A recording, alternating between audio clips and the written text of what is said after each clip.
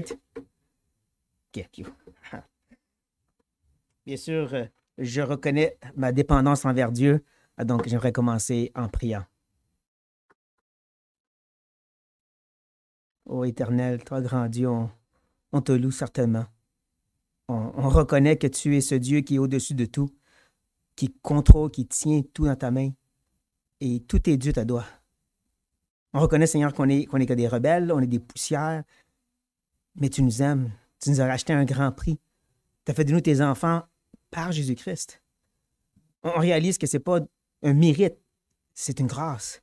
On réalise à quel point que tu sois dans notre vie est extraordinaire.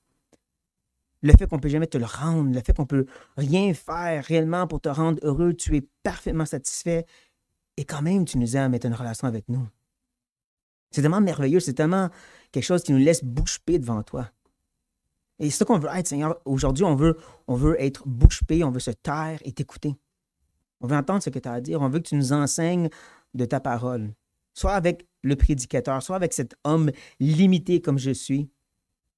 Et guide, ô Dieu, selon ta parole, selon ce qui est écrit dans tes pages, selon ce que tu as dit, inspiré, et que tu as préservé, et que tu as amené entre nos mains, traduit maintenant. Parle-nous, ô Dieu, et change-nous selon ta parole. Qu'on ne soit pas juste en train d'entendre un bon sermon, mais qu'on soit transformé par la puissance de ta parole. Ne sois pas être indifférent devant cette vérité. Pas juste bouche bée, mais transformé par ce que tu dis ici, maintenant, ce matin. On veut que ça fasse partie de cette œuvre de nous façonner à l'image de Christ. C'est une goutte d'eau dans cette grande œuvre de transformation, mais que cette goutte, ô Dieu, que cette petite goutte, ce sermon, ce temps ensemble, apporte une grande œuvre dans notre vie. Dans cette semaine, ce mois, cette vie. On se remet entre tes mains, Maître Potier, pour que tu nous façonnes maintenant. Entre tes bonnes mains, pour pas justement qu'on vienne que écouter le sermon d'un homme, mais on vient être façonné par les mains du Maître Potier qui nous aime. Et donc, on se remet à toi ce matin et nous prions tout au nom de Jésus-Christ. Amen. La dernière fois que j'étais avec vous, j'ai osé m'attaquer à ce que je dirais une fausse conception sur les difficultés, les souffrances, les épreuves. Cette idée que c'est un mal nécessaire, quelque chose que oui, on doit passer à travers, mais le plus rapidement possible. Le but, c'est de sortir de ces choses-là. Une mentalité qui n'est pas juste dans le monde, mais aussi dans le monde chrétien. Que ce soit la branche plus extrême qu'on appelle charismatique, ou est-ce que l'idée, c'est que c'est tout de Satan et tu dois prendre autorité et t'en débarrasser des souffrances. Mais c'est aussi dans le monde évangélique. Ou est-ce que l'idée de l'épreuve, oui, ça peut être là, c'est nécessaire, mais le but, c'est aussi de s'en sortir. Sauf que moi, j'ai osé dire que non, c'est la difficulté elle-même qui est utile. C'est le creuset dans lequel Dieu nous met pour nous façonner à l'image de son Fils. J'ai pris justement un texte, 2 Corinthiens chapitre 4. On a regardé ensemble ce passage où est-ce que Paul nous dit que c'est parce que cet homme extérieur est en train de se faire détruire, qui n'est pas juste le corps, qui est toute notre vie sur la terre, ça se fait détruire pour que l'homme intérieur se fait renouveler de jour en jour. Parce que, justement, ces souffrances momentanées produisent un éternel poids de gloire. L'idée qu'on va être justement glorifié, qu'on va être à l'image de Christ se fait par l'épreuve. Mais cette espérance, elle est éternelle, elle est pour le futur. Et c'est là qu'on dirait, il manque quelque chose de palpable. C'est beau que je vise pour ça, mais là, je dois vivre ici aussi. Et c'est pour ça qu'on a justement la deuxième partie de ces utilités, des difficultés que j'aimerais regarder avec vous. Cette deuxième partie se trouve aussi dans 2 Corinthiens, le chapitre 1 cette fois-ci, si vous voulez bien y tourner.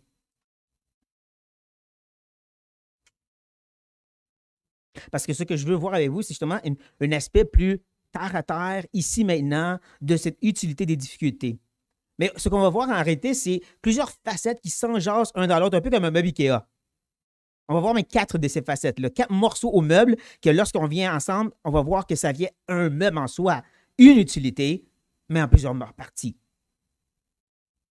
Pour pouvoir avoir bien le contexte de ce qu'on regarde, le passage qu'on veut regarder, c'est 3 à 7. Pour avoir le contexte, on veut lire la totalité du chapitre 1. Je ne parle pas qu'on peut trop lire la Bible un dimanche matin. Mais j'aimerais aussi, encore une fois aussi, comme le frère a demandé, de vous lever pour la lecture de la parole de Dieu. Si vous voulez bien vous lever pour lire donc 2 Corinthiens, du chapitre 1, à partir du verset 1 jusqu'à la fin du chapitre. Paul, apôtre de Jésus-Christ, par la volonté de Dieu, et le frère Timothée, à l'Église de Dieu qui est à Corinthe, et à tous les saints qui sont dans toute l'Achaïe. Que la grâce et la paix vous soient données de la part de Dieu notre Père et du Seigneur Jésus-Christ. Béni soit Dieu, le Père de notre Seigneur Jésus-Christ, le Père des miséricordes et le Père de toute consolation, qui nous console dans toutes nos afflictions, afin que, par la consolation dont nous sommes l'objet de la part de Dieu, nous puissions consoler ceux qui se trouvent dans quelque affliction. Car de même que les souffrances de Christ abondent en nous, de même notre consolation abonde par Christ. Si nous sommes affligés, c'est pour votre consolation et pour votre salut. Si nous sommes consolés, c'est pour votre consolation qui se réalise par la patience à supporter les mêmes souffrances que nous endurons. Et notre espérance à votre égard est ferme, parce que nous savons que si vous avez part aux souffrances, vous avez part aussi à la consolation. Nous ne voulons pas, en effet, vous laisser ignorer, frères, au sujet de la tribulation qui nous est survenue en Asie, que nous avons été excessivement accablés au-delà de nos forces, de telle sorte que nous désespérions même de conserver la vie.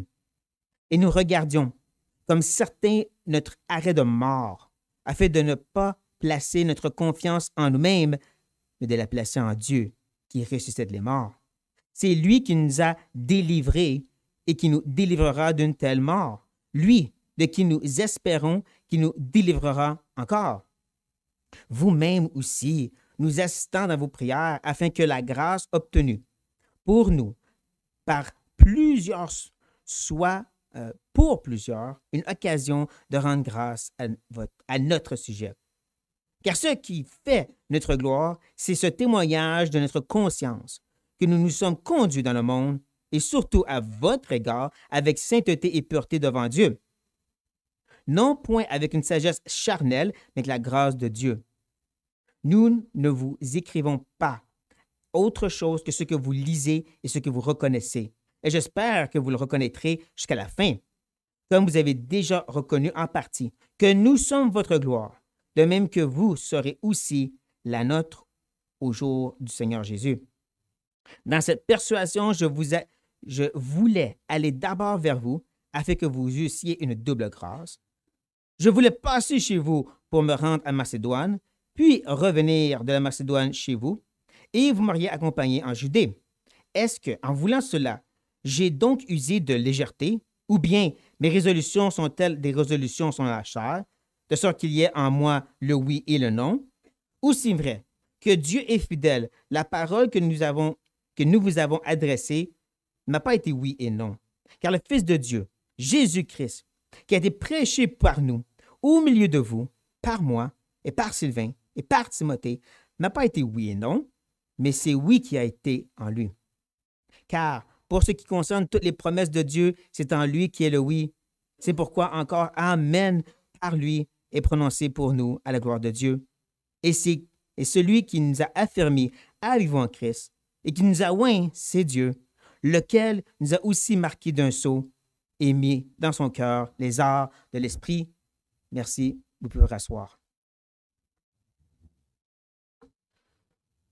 Et donc, je vous laisse avec une petite question. En lisant, surtout notre section, les versets 3 à 7, avez-vous quelque chose de particulier dans la façon que Paul introduit l'Épître, la façon qu'il rentre dans l'Épître, comparé aux autres façons que Paul, habituellement, il commence son Épître? Je vais vous aider un peu. Regardons comment il commence l'Épître aux Thessaloniciens.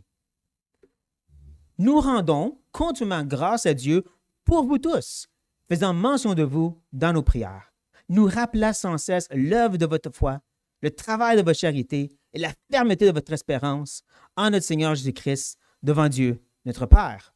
Un autre exemple, Philippiens. Je rends grâce à mon Dieu de tout le souvenir que je garde de vous ne cessant dans toutes mes prières pour vous tous. Colossiens. Nous rendons grâce à Dieu, le Père de notre Seigneur Jésus-Christ, et nous ne cessons de prier pour vous, ayant tant informé de votre foi en Jésus-Christ et de votre charité pour tous les saints, et finalement même 1 Corinthiens. Je rends à mon Dieu de continuelles actions de grâce à votre sujet, pour la grâce de Dieu qui vous a été accordée en Jésus-Christ. Donc, à chaque fois, Paul, il commence une épître, il loue Dieu pour eux, à qui il écrit. Il se réjouit de ce que Dieu fait dans l'Église. Mais comment il a commencé seconde épître aux Corinthiens? Il est rentré tout de suite dans le vif du sujet et il a commencé à parler de ses souffrances à lui. Il n'a pas parlé de l'Église. C'est intéressant, ça. C'est intéressant, comme je dis, il rentre dans le vif du sujet parce que, si vous vous rappelez un peu, la seconde épître aux Corinthiens, c'est la défense de Paul. C'est Paul qui défend son ministère.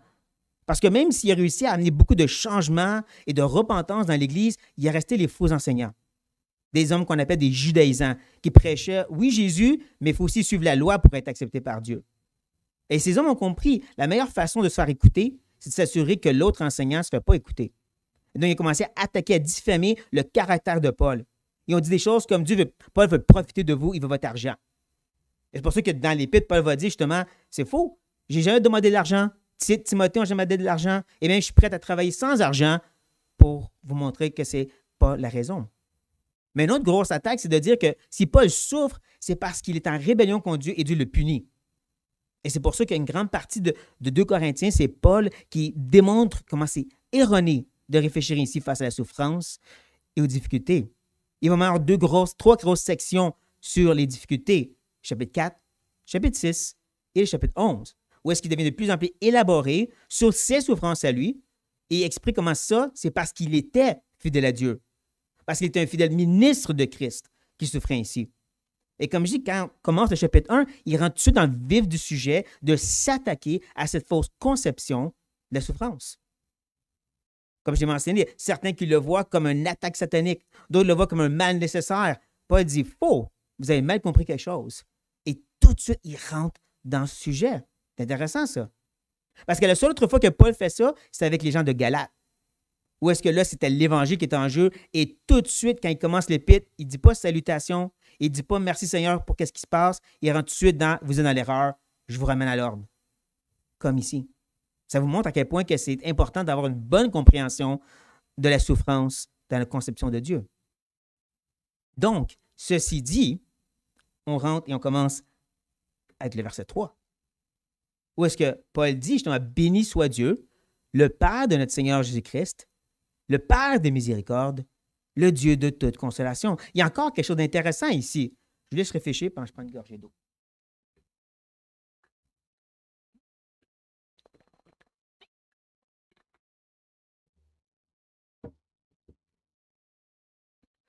La partie importante et intéressante, c'est qu'il commence avec une bénédiction. Paul, habituellement, va terminer ses épîtres avec des bénédictions. Bénédictions centrées sur Dieu. Il va même le faire dans 2 Corinthiens, chapitre 13. Il va terminer avec une bénédiction centrée sur Dieu. Mais là, il commence aussi. C'est la seule autre fois qu'il commence avec une bénédiction centrée sur Dieu. Ça nous montre à quel point il fait un lien entre l'idée de la souffrance et la main de Dieu. Il nous présente Dieu, il nous parle du Dieu qui est le Père de notre Seigneur Jésus-Christ. Il nous rappelle justement que même si le Fils c'est Dieu, le Fils n'est pas le Père. Et le Père n'est pas le Fils. Il rappelle justement à ce peuple que Jésus est venu révéler le Père, comme il a dit lui-même. Il est venu pour nous rentrer en communion avec le Père. Comme l'Esprit, quand il vient, il est venu non pas pour parler de son ministère, tous les dons qu'il va donner. Il est venu pour pointer vers Christ, parce que Christ amène au Père. Le Père est cette source par laquelle on est apporté. Cette Trinité est là pour nous amener auprès du Père, la source. Il parle justement qu'il est le Père des miséricordes, la source de qu'est-ce que la miséricorde. Il nous parle, qu'est-ce qu'on dirait, un attribut de Dieu. Dieu est miséricordieux. J'ai peut-être la miséricorde, mais je ne suis pas miséricordieux dans ma nature même. Dieu l'est, lui. Il est déjà en train de nous présenter l'être de Dieu. C'est intéressant qu'il commence sur cette note quand il veut nous parler de la souffrance, n'est-ce pas? Gardez ça en tête, le Dieu de miséricorde. Mais ça veut dire quoi, la miséricorde? La définition du mot veut simplement dire ne pas donner la punition que tu mérites. Mais quand tu regardes dans la Bible, on voit que ce mot est étiré encore plus loin. Parce qu'il parle vraiment aussi de rendre du bien que tu ne mérites pas. C'est pour ça que miséricorde et grâce sont interconnectés et presque interchangeables.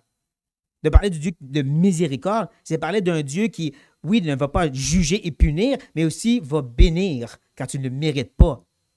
Ça, c'est le Dieu de miséricorde. Comme je dis, gardez-la en tête, cette idée. Voici comment il nous présente Dieu. Le Dieu qui est gracieux, le Dieu de miséricorde, le Dieu qui est bon même quand tu ne le mérites pas. Et ensuite, il parle de la source qui est Dieu de toute consolation. Encore, il parle de la personne de Dieu. Dieu qui est bon, Dieu qui est amour, qui est de compassion et donc peut réellement nous consoler. Vous savez un des noms du Saint-Esprit, n'est-ce pas? Le consolateur. Ça parle de la personne de Dieu encore une fois. Et non pas qu'il dit toute consolation. Ça inclut la consolation dans les afflictions, comme il va en parler, mais je vais oser ajouter aussi l'affliction ou la souffrance du péché. Comprenez-moi bien, je ne dis pas quand on pêche en soi, le Saint-Esprit est attristé par le péché, mais lorsqu'on reconnaît, qu'on confesse et qu'on se repent, il y a une consolation là. Dieu de toute consolation inclut cette sorte de consolation-là. Et j'aimerais vous démontrer à quel point que dans la parole, ça nous montre ce Dieu de consolation dans l'affliction. Pensez au psaume 37. Peut-être vous dites, je ne le connais pas par cœur, mais vous connaissez une phrase dans ce psaume-là. Fais de Dieu tes délices et il te donnera ce qu'ont ton cœur. Vous connaissez un verset mal utilisé et bien tordu qui est du psaume 37. Le psaume 37 a un contexte. Le psaume 37 est un cri de cœur du peuple de Dieu qui voit justement l'injustice autour d'eux et l'injustice faite contre eux. C'est un peu comme le psaume 83 où est-ce que l'auteur il voit le mal et dit c'est pas correct.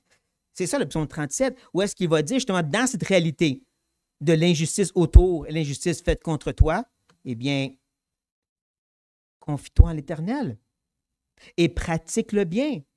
Et le pays pour demeure et la fidélité pour pâture. C'est une façon poétique de dire continue à être fidèle à Dieu, peu importe ce que les gens font autour de toi ou les gens font contre toi. Continue à être fidèle à Dieu et te confier en lui. On voit ici, je dirais, dans ce Dieu de consolation, dans le verset 3 qui est devant nous, justement, l'idée de cette première partie, si vous voulez, la première facette de cette utilité, de ce meuble IKEA, c'est de fondement, c'est cette intimité divine avec Dieu.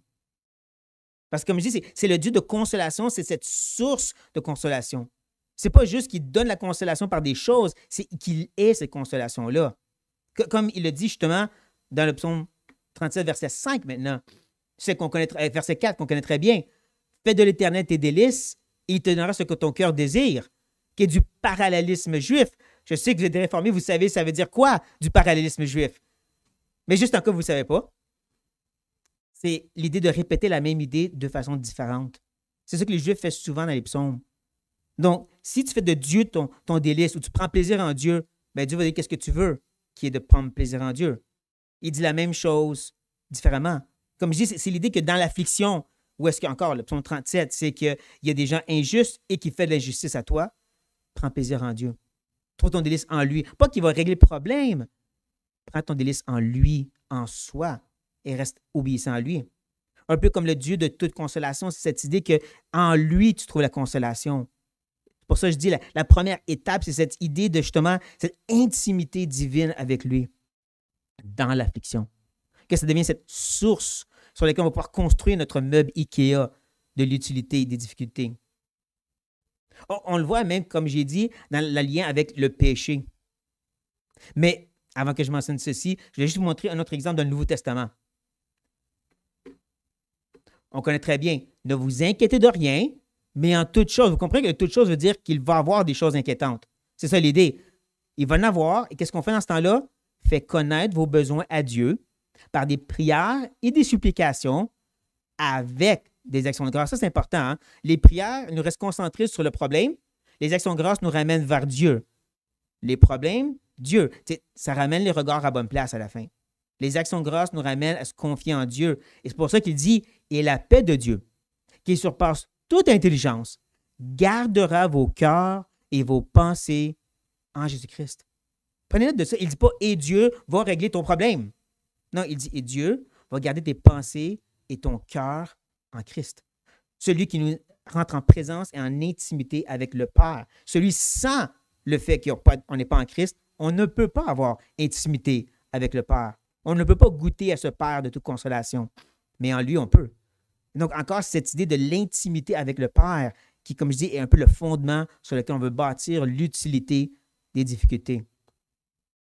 Et comme j'ai mentionné, justement, il y a aussi l'aspect du péché. Pensez à David avec Bathsheba. On connaît bien ce péché. On sait que même pendant 1 an, il est resté endurci dans son péché. Aucune repentance de la part de David jusqu'à temps qu'1 an plus tard, quand le bébé est venu, que Nathan vient lui dire « T'as péché ». Et là, on a le psaume 51. Ce psaume où est-ce que David, il déverse son cœur. Et il confesse, il demande le pardon et il dit ceci. Oups. Je sautais et revenais à ça. Les sacrifices qui sont agréables à Dieu, c'est un esprit brisé au Dieu.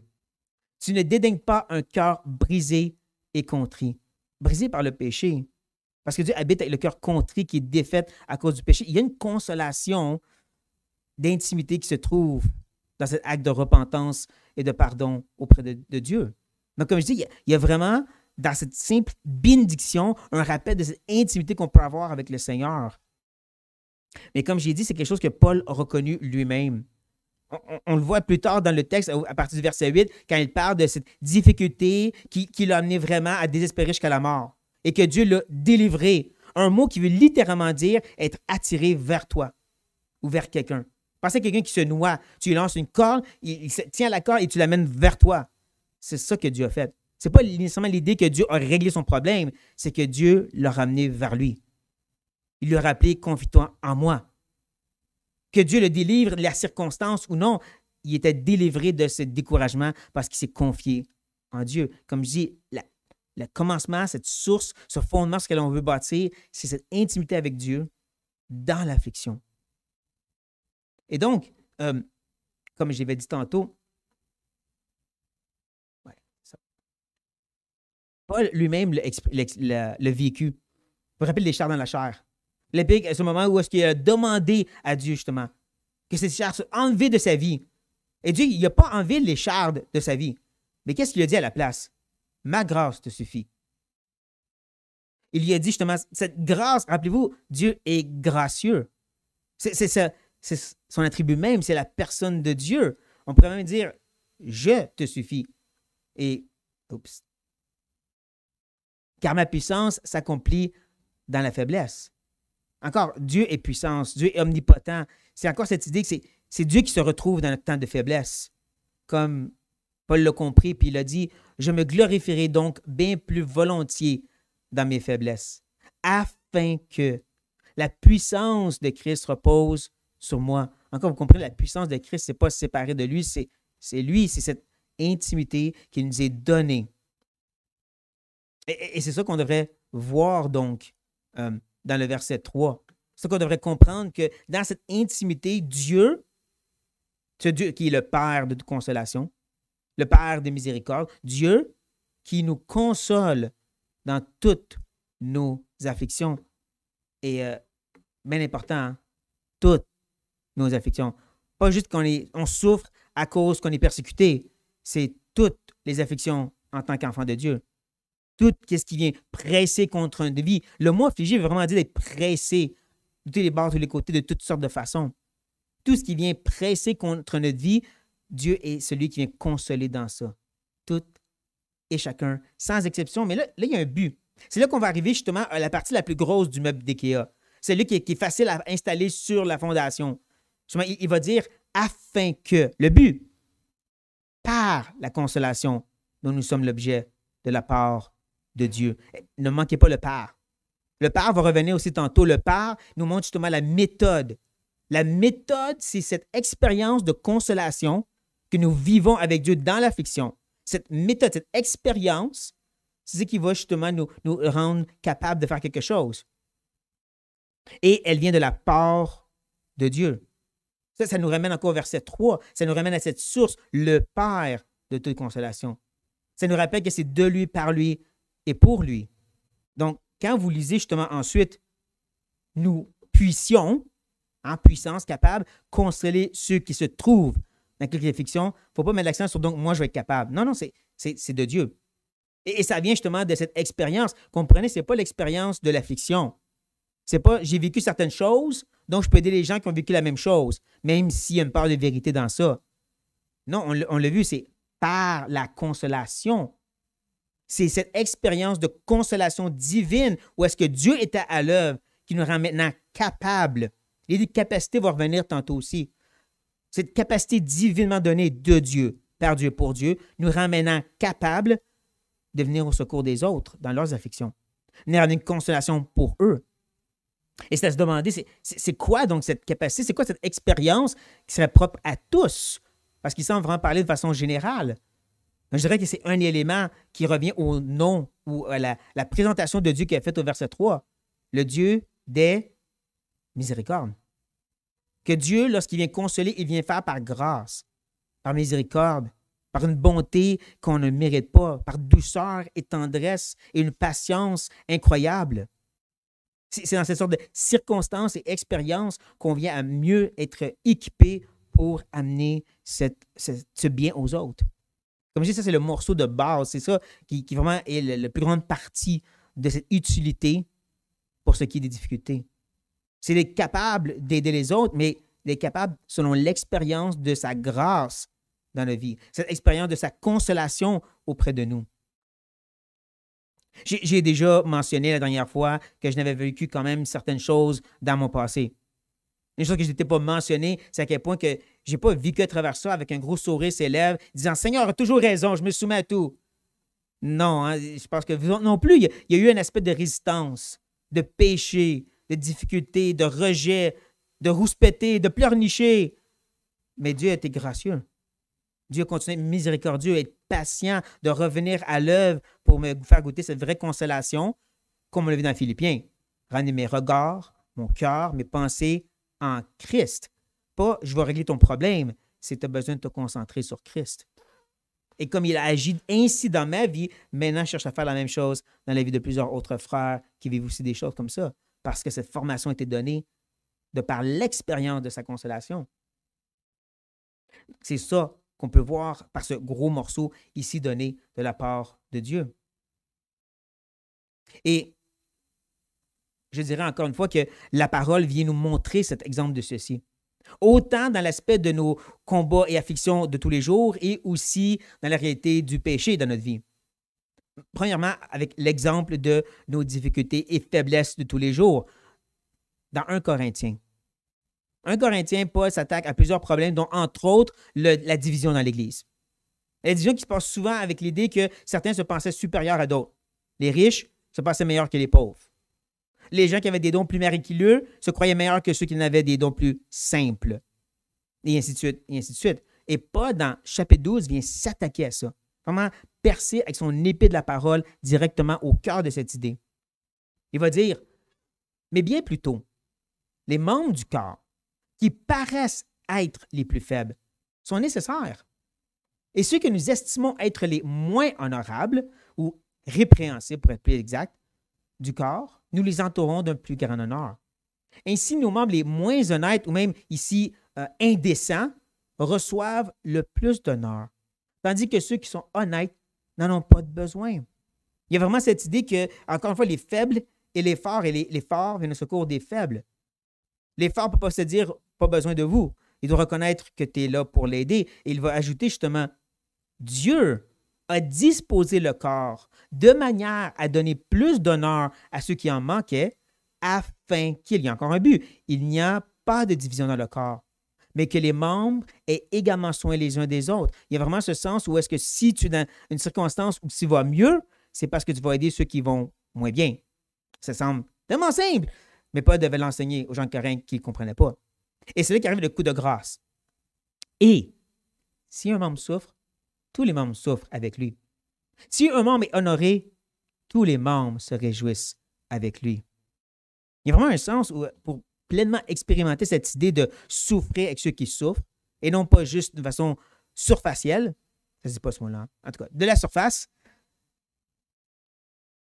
il y a l'aspect d'expérimenter les afflictions et la consolation de Dieu qui nous amène ensuite avec ceux qui vivent présentement l'affliction et de pouvoir dire, je souffre avec ceux qui souffrent.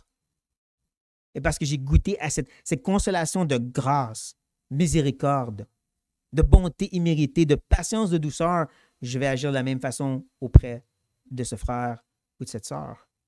Il n'y a plus de place ici pour dire, hey, tu t'en remets pas, tu t'en lèves pas assez vite, tu n'écoutes pas les conseils que je te donne, je m'en vais ailleurs. Non, il n'y a pas de place pour ça parce que Dieu n'a pas fait ça avec toi. Dieu n'a pas agi ainsi dans sa grâce, miséricorde, compassion et patience. Ce que tu as expérimenté dans cette consolation fait en sorte que tu l'apportes aux autres. Et si tu as la misère, tu as peut-être besoin de retourner à l'école du maître. Si vous comprenez ce que je veux dire, retourner à ses afflictions qui viennent nous faire goûter à sa consolation. Mais comme j'ai dit, ça se trouve aussi dans l'aspect du péché. Et ça, on peut le voir dans Galates. Ouais, dans Galates, Paul dit frère ou sœur, si un homme ou une femme vient être surpris en quelque faute, surmonté par le péché, c'est vraiment ça l'idée ici. Vous qui êtes spirituel, redressez-le avec, ne manquez pas ça, hein, un esprit de douceur. Il explique un peu pourquoi. Prends garde à toi-même de peur que tu ne sois aussi tenté. Beaucoup des commentateurs croient que l'idée de tenter ici, c'est dans l'orgueil. De justement, tu cherches à aider quelqu'un et tu te tannes parce que ça ne marche pas. C'est quoi ton problème? Cette tendance orgueilleuse. Fais attention à ça. Parce que tu cherches à redresser cette personne, à la restaurer pleinement, à pouvoir vraiment l'aider à avancer. C'est pour ça qu'il ajoute « portez les fardeaux les uns des autres et vous accomplirez ainsi la loi de Christ ». Vous comprenez que porter vos fardeaux, ce n'est pas réellement une idée à part. C'était le verset 2, mais ce n'est pas une idée à part. C'est rattaché à ce qui vient avant. C'est rattaché à cette idée de redresser, ou est-ce que bien souvent, pendant longtemps, tu vas porter ce frère ou cette sœur sous ton épaule, jusqu'à ce qu'ils soient capables de fonctionner d'eux-mêmes. Et donc, tu vas porter ce fardeau. Et c'est là que tu accomplis la loi de Christ. J'aime ça. Accomplir la loi de Christ, c'est pas rends-le au point qu'il est parfait, là, tu accomplis la loi de Christ. Non, c'est porte le fardeau. Et là, tu accomplis la loi de Christ. Soutiens-le avec grâce, patience, miséricorde, comme le Dieu de toute compassion et miséricorde. Donc, on le voit dans l'aspect du péché, mais ce que j'aime, c'est qu'après ça, Paul, il fait un contraste, un peu comme on l'a vu avec 1 Corinthiens 12. Parce qu'il dit, si quelqu'un, là c'est un autre groupe, là, si quelqu'un pense être quelque chose, quoi qu'il ne soit rien, il s'abuse lui-même. Que chacun examine ses propres œuvres. Et alors, il aura suffisé de se glorifier, encore ne manquez pas que j'ai souligné, pour lui seul, et non par rapport à autrui. Le texte devant nous, c'est en rapport avec l'Église. Porter fardeau les uns des autres. OK, tu te glorifies d'être un super chrétien, mais tu es toute seule. Et c'est pour ça qu'il parle de chacun portera son propre fardeau. Il y a un jeu de mots aussi, qu'on ne voit peut-être pas en français, mais le fardeau du verset 2, ça parle d'un sac à dos. Le sac à dos, c'est très intime, n'est-ce pas? C'est vraiment personnel. Et donc, il y a vraiment un aspect de porter très intimement le fardeau les uns des autres, très personnellement, comme je dis, en rapport avec le péché. Mais quand on arrive à fardeau ici au verset 5, c'est littéralement une cargaison de bateau. Tu te penses un super chrétien, tu vas porter un bateau toi-même sur tes épaules. Ou tu peux être celui qui porte les fardeaux les uns des autres, les petits sacs à dos les uns des autres. On voit le beau contraste que Paul est en train de démontrer, et ça en lien avec ce qu'on voit ici présentement. Cette idée d'équiper pour pouvoir soutenir ceux qui sont affligés. En allant à l'école du maître, encore pas par l'expérience de l'affliction, par l'expérience de la consolation que Dieu nous fait goûter, dans cette intimité avec lui.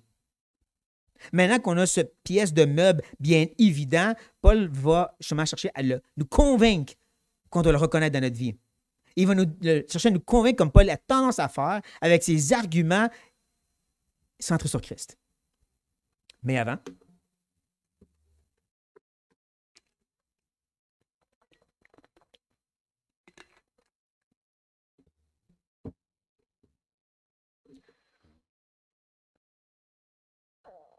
ça nous amène au verset 5, qui dit « Car, de même que les souffrances de Christ abondent en nous, de même notre consolation abonde par Christ. » Ne manquez pas le petit « car ».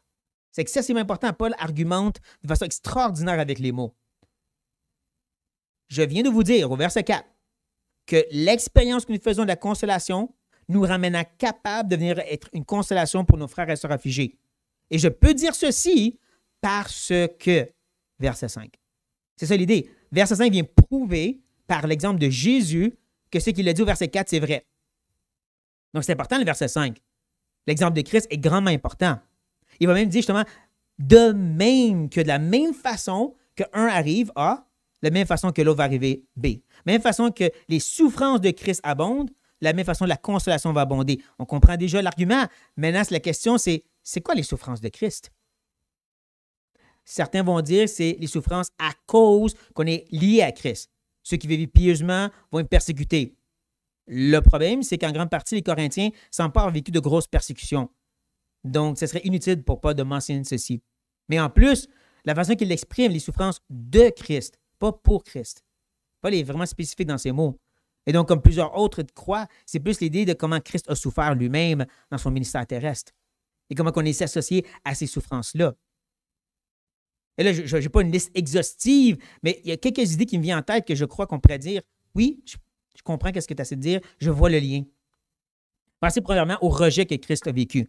Comment il a souffert ce rejet de la part des chefs religieux, ensuite même de la foule, même de ses amis, et ultimement du Père. N'est-ce pas qu'il y a un sens que bien souvent on sent aussi ce rejet de la société à cause qu'on vit une vie chrétienne?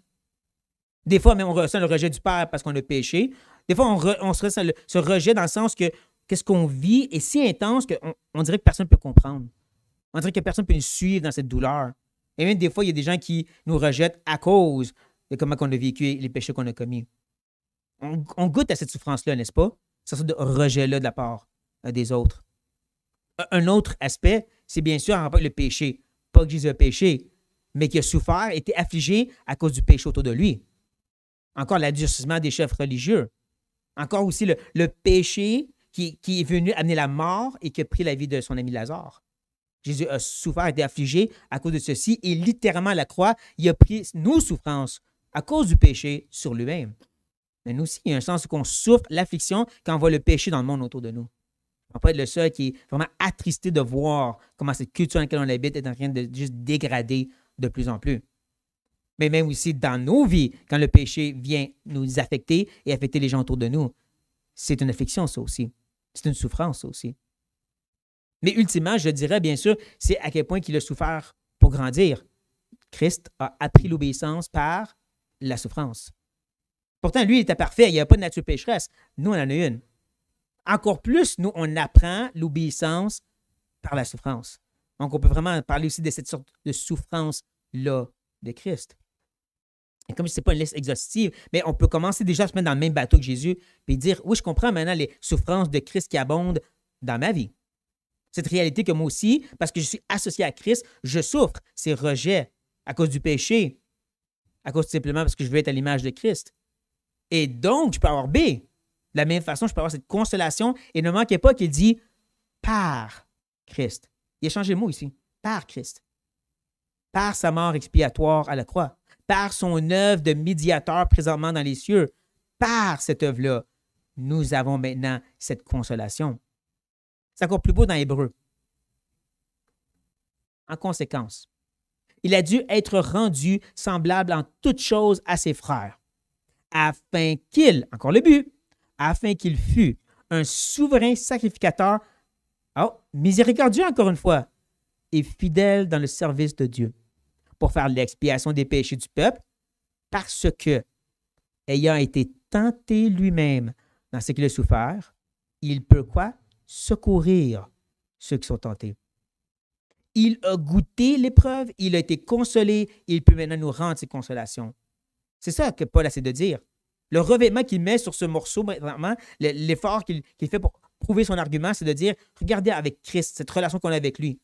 On souffre comme il a souffert et comme il a goûté la consolation, il peut nous l'apporter de la même façon que nous aussi on souffre et dans cette expérience, on peut l'amener aux autres, comme Christ nous l'a apporté. C'est un argument extraordinaire. Je n'aurais jamais été capable de le faire. Paul l'a fait. Par le Saint-Esprit, bien sûr.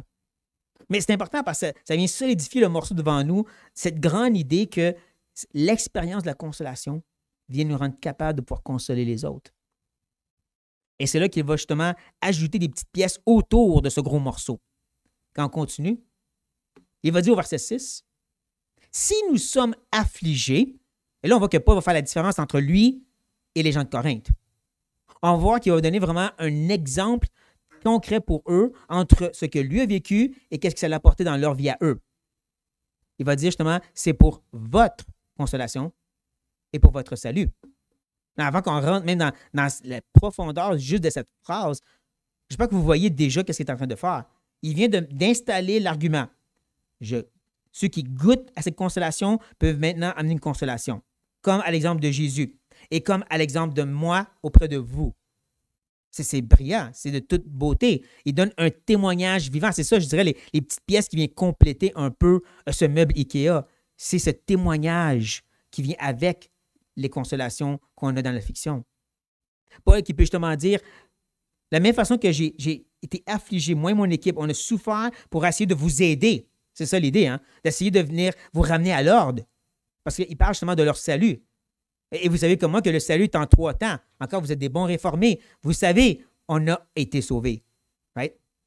On va être sauvés et on est en train d'être sauvés. Vous savez vous-même qu'on a eu une conversion, il y a de la sanctification, il y a ultimement la glorification. Paul est là pour faire continuer cette sanctification jusqu'à la glorification. Il va dire justement plus tard dans cet épître qu'il y a eu cette crainte qu'ils ont été séduits comme Satan a séduit Ève. Il y a cette crainte que ces faux enseignants sont en train de les détourner de ce chemin étroit qui est Jésus-Christ. Il a vraiment œuvré et sacrifié pour s'assurer que ce n'était pas le cas. Et eux l'ont vu. Ils ont vu comment Paul a vraiment subi des attaques, a été maltraité verbalement par les faux enseignants, tout ça pour le bien des Corinthiens. C'est ça qu'il veut dire par cette idée que nous sommes affligés pour votre consolation et pour votre salut à vous. Vous l'avez vu palpablement, vous avez vu qu'est-ce qui se passe, comment j'essaie de vous ramener à l'ordre et c'était dur pour moi et mon équipe. Et ça, c'est pour votre plus grand bien, votre consolation. Il va continuer justement. Si nous sommes consolés, là, ça va être intéressant parce que là, il ajoute un autre aspect.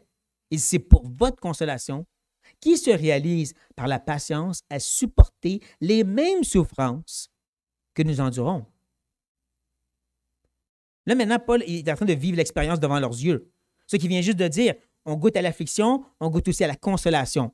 Comme avec Jésus. On goûte à l'affliction de Jésus, on goûte à la consolation par Jésus. Il dit, vous l'avez vu dans ma vie.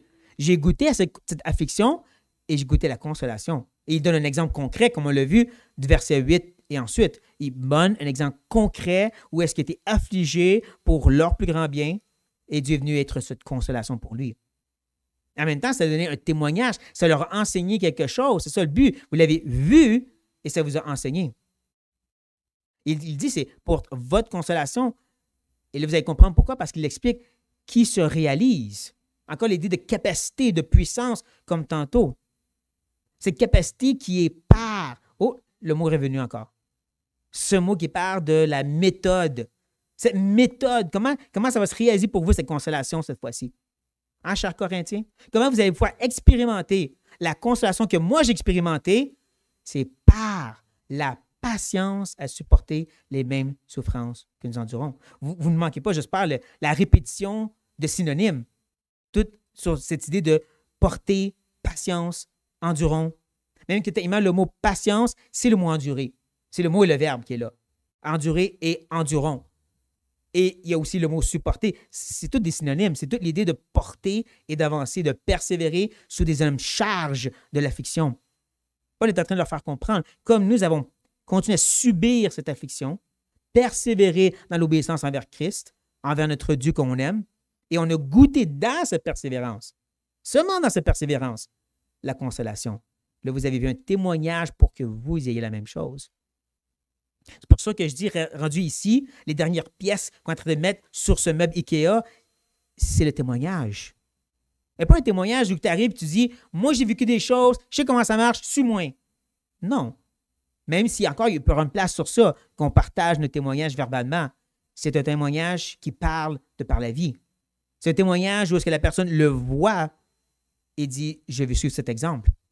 Comme ici avec Paul. Vous l'avez vu dans ma vie, et vous comprenez maintenant comment ça marche. Vous devriez suivre cet exemple. Vous voulez goûter à cette consolation, cette intimité divine avec le Père. Ça ne va pas se trouver dans des choses spéciales là-bas. Ça va se trouver dans la persévérance aux afflictions. Et vous l'avez vu dans ma vie, et donc maintenant vous devriez l'imiter. C'est important, ça.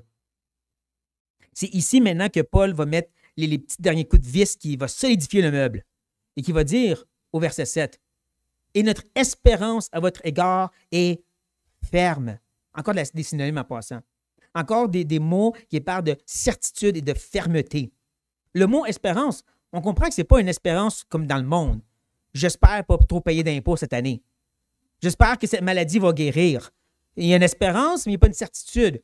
L'espérance biblique a une certitude parce que c'est des promesses données du Père qui ne ment pas. La promesse que Jésus va venir nous chercher et qu'on va être avec lui un jour pour toujours, c'est certain. C'est pas juste j'espère, c'est je le sais. Donc, l'espérance que Paul utilise, c'est un je sais. Et c'est pour ça qu'il utilise ensuite ferme. Il répète la même idée. Il y a une fermeté. Littéralement, le mot parle d'un chemin qui est solide sur lequel tu peux marcher. En contraste à, disons, marcher dans la boue. C'est vraiment un chemin qui est solide, bien aplani. Tu peux marcher dessus. Il parle à quel point il y a une assurance pour les Corinthiens.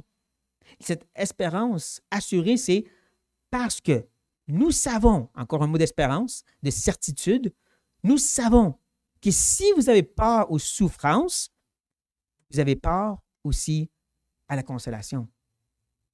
La partie que je parle ici, que c'est comme s'il est en train de visser et solidifier le meuble, c'est parce que Paul l'a expérimenté, Paul y a goûté, il est certain que ça va arriver pour eux aussi, parce que c'est des enfants de Dieu aussi. Son expérience est venue le solidifier, non pas l'expérience de prouver la parole. Ça, c'est une erreur. Son expérience, c'est qu'est-ce que Dieu a utilisé pour faire rentrer la vérité de la parole et il était plus capable de s'y appuyer dessus. Grosse différence. Grosse différence entre prouver la parole par l'expérience et voir la parole devenir plus certaine pour nous parce qu'elle est réelle. Paul dit, j'ai goûté que celui qui a commencé une bonne œuvre va la terminer. J'ai goûté que celui qui contemple le Christ va être changé de gloire en gloire ou de progrès en progrès. Et donc, je sais que ça va arriver pour vous. Même si présentement, ça ne va pas bien dans l'Église et depuis quelque temps. Je le sais parce que j'ai goûté. Et donc, je sais que vous aussi, vous allez avoir cette expérience, que vos afflictions vont vous donner une consolation divine, une intimité avec Dieu. Je le sais parce que moi aussi, j'ai goûté. C'est ça qui vient attaquer des faux enseignants qui disaient, comme je l'ai mentionné, même dans le monde chrétien aussi, de nos jours, cette mentalité que la souffrance est une mauvaise chose ou un mal nécessaire. Quelque chose qui doit passer à travers pour s'en débarrasser. Paul dit faux. C'est là que Dieu se trouve. C'est là que Dieu se trouve. Et ensuite, quand tu trouves Dieu, dans un sens, tu peux l'amener aux autres. L'expérience que tu fais de cette consolation, tu peux l'amener aux autres. Et comme je dis, ultimement, parce que tu as fait cette expérience toi-même, tu peux l'amener avec certitude dans la vie des autres. Je le sais que parce que j'étais là, parce que j'ai passé à travers. Je sais que parce que la grâce de Dieu a agi si patiemment auprès de moi.